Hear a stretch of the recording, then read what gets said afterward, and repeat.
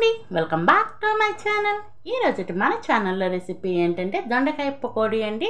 Catering వాళ్ళు serve చేస్తూ ఉంటారు కదండి భోజనాలకి వెళ్ళినప్పుడు. అదే టేస్టీతో అదే క్రంచీనెస్తో అయితే కనుక మన ఇంట్లో సింపుల్గా చేసుకోవచ్చు అండి. అది కూడా హెల్తీగా ఎలా చేసుకోవాలో ఈ వీడియోలో అయితే చూపించాను. ఫుల్గా అయితే వీడియో ఎక్కడ స్కిప్ చేయకుండా చూసేయండి. ఇక రెసిపీ అయితే స్టార్ట్ చేసుకుందామండి. నేను ఇక్కడైతే ఒక 1/2 kg వరకు దొండకాయలు తీసుకొని నీట్గా వాష్ చేసుకొని ఇలా పొడుగ్గా స్టిక్స్ లాగా అయితే కనుక కోసి పెట్టి రెడీగా ఉంచుకున్నాను. అందులో అయితే ఇప్పుడు 1 స్పూన్ వరకు కారం, ఒక 1/2 స్పూన్ వరకు జీలకర్ర పౌడర్, ఒక 1/2 స్పూన్ వరకు ధనియాల పౌడర్, ఒక 1/2 స్పూన్ వరకు పసుపును అయితే వేసుకోండి. ఈ స్పైసెస్ అన్నింటినీ వేసుకున్న తర్వాత ఇందులో అయితే కనుక 1 స్పూన్ వరకు రైస్ ఫ్లోర్ బియ్యం పిండి అయితే వేసుకోండి. అలాగే కొన్ని కరివేపాకులు, అలాగే సన్నగా పొడుగ్గా తరుక్కున్న పచ్చిమిర్చి, ఒక 1/2 కప్పు వరకు శనగపిండిని వేసుకోండి.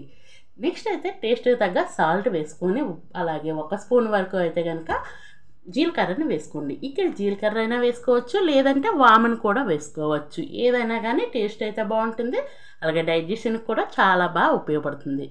ఇవన్నింటిని వాటర్ ఏమీ లేకుండా వీడియోలో చూపించిన విధంగా మిక్స్ చేసుకున్న తర్వాత అవసరం అనుకుంటే 1-2 స్పూన్లు అయితే కనుక వాటర్ వేసుకొని వీడియోలో చూపించిన విధంగా బ్యాటర్ అయితే అదంతా పట్టేటట్టు కలుపుకోవాలి. అలాగే ఈలోపు అయితే నేను డీప్ ఫ్రైకి ఆయిల్ పెట్టేసుకున్నాను. ఆయిల్ బాగా హీట్ అయినాక మీడియం ఫ్లేమ్లో పెట్టేయండి. ఫ్లేమ్ అయితే ఇలా మీడియం ఫ్లేమ్లో పెట్టుకున్న తర్వాత వీడియోలో చూపించిన విధంగా ఇలాగ కాస్త పల్చగా వేసుకోండి. లేదు ఒక్కొక్కటి విడిగా వేసుకుంటాము అంటే అలా కూడా వేసుకోవచ్చండి. కానీ ఒకే దగ్గర ముద్దలాగైతే వేసుకోవద్దు, అస్సలు ఫ్రై అవ్వదండి. దొండకాయ అయితే పైన కలర్ వచ్చేస్తుంది కానీ లోన వరకు ఫ్రై అవ్వదు.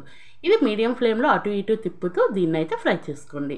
ఇది ఫ్రై అవుతూ ఉంటుంది. అలాగే ఈ లోపు అయితే కనుక మీకు చిన్న రిక్వెస్ట్ అండి, మన ఛానల్ ఇంతవరకు ఎవరైనా సబ్స్క్రైబ్ చేయకపోతే ప్లీజ్ అండి సబ్స్క్రైబ్ చేయండి.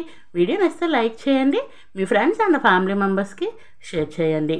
ఇంకా ఇలాంటి మంచి మంచి వీడియోస్ మన ఛానల్లో ఉన్నాయి, అవన్నింటినీ వాచ్ చేసేయండి. అలాగే ఈ లోపు అయితే కనుక నాకు ఒక మంచి కలర్ వచ్చిందండి. ఫుడ్ కలర్ అయితే ఇది రెడ్గా రావాలి అంటే ఫుడ్ కలర్ వేసుకోవాలండి. కానీ ఈ స్టేజ్లో తీసేస్తే కాస్త చల్లగా అయినాక మంచి కలర్ అనేది వస్తుందండి. ఫుడ్ కలర్ ఏమీ అవసరం లేదు.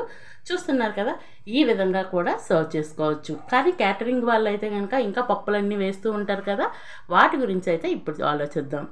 ఫస్ట్ అయితే కనుక కొన్ని పల్లీలు అయితే అదే ఆయిల్లో ఫ్రై చేసి వేసుకున్నాను. అలాగే కొంత జీడిపప్పును కూడా ఫ్రై చేసి వేసుకున్నాను. అందులోనే ఫైనల్గా కాస్తంత కరివేపాకు, అలాగే పచ్చిమిర్చి అయితే పచ్చిమిర్చిని ఫ్రై చేసి వేసి సర్వ్ చేసుకోవడమే. రెడీ.